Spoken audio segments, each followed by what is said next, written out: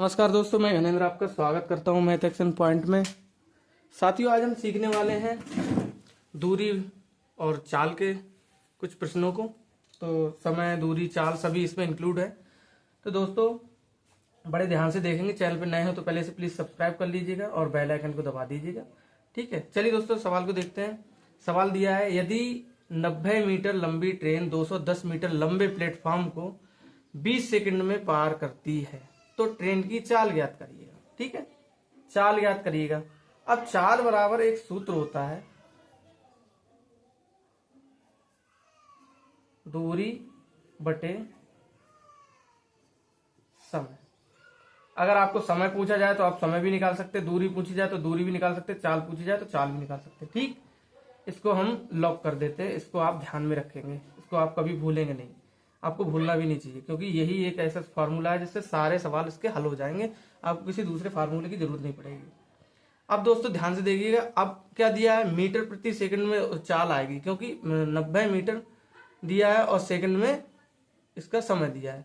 और उत्तर किस में दिया है, किलोमीटर प्रति घंटे में। सभी ऑप्शन किलोमीटर प्रति घंटे के हैं। तो दोस्तों उसके लिए एक मैं ट्रिक बताऊंगा, तो उसके लिए लास्ट तक सवाल देखिएगा। देखिए, अब आप समझ गए, चाल बराबर दूरी बटे समय होती है। हम इसको हटा दे रहे हैं। ठीक है, यहां पर हम थोड़ा समझेंगे कि 90 मीटर लंबी एक रेलगाड़ी है। ठीक है, इसकी लंबाई कितनी है दोस्तों, 90 मीटर। ये ट्रेन है। ठीक है, ध्यान रखिएगा। और इस प्लेटफॉर्म को, जो कि 210 मीटर लंबा है, इसको 210 मीटर लंबा प्लेटफॉर्म है। ठीक है, यहां से यहां तक। ठीक है, इसको समय कितना लेते हैं, टाइम, तो ये 20 सेकंड लेती है। ठीक है, आई बात समझ में। अब ध्यान दीजिएगा, 90 मीटर की लंबाई इसकी ट्रेन की है। ठीक है, और 210 मीटर लंबा एक प्लेटफॉर्म है।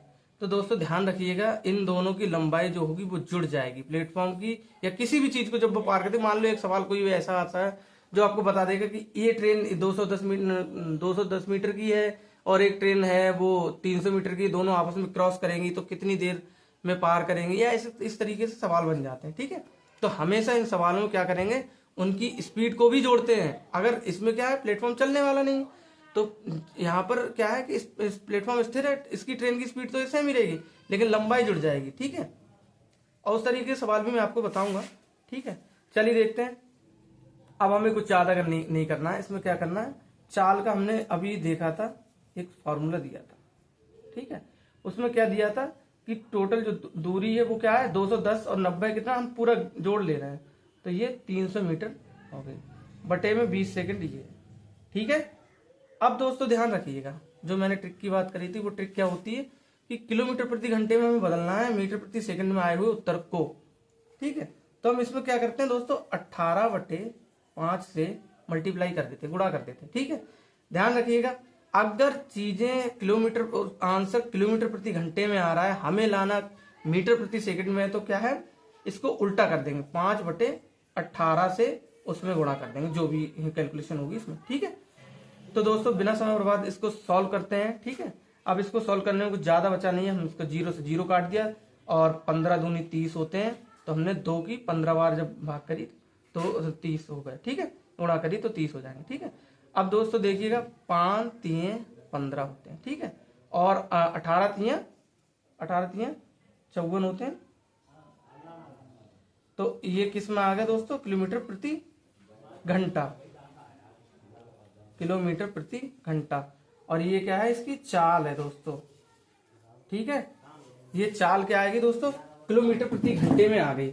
तो दोस्तों आशा करता हूँ आपको सवाल समझ में आया होगा। सवाल समझ में आया तो वीडियो को लाइक करें, चैनल को सब्सक्राइब करें। मिलते हैं नेक्स्ट वीडियो में, तब तक के लिए नमस्कार, अपना ध्यान रखिएगा दोस्तों।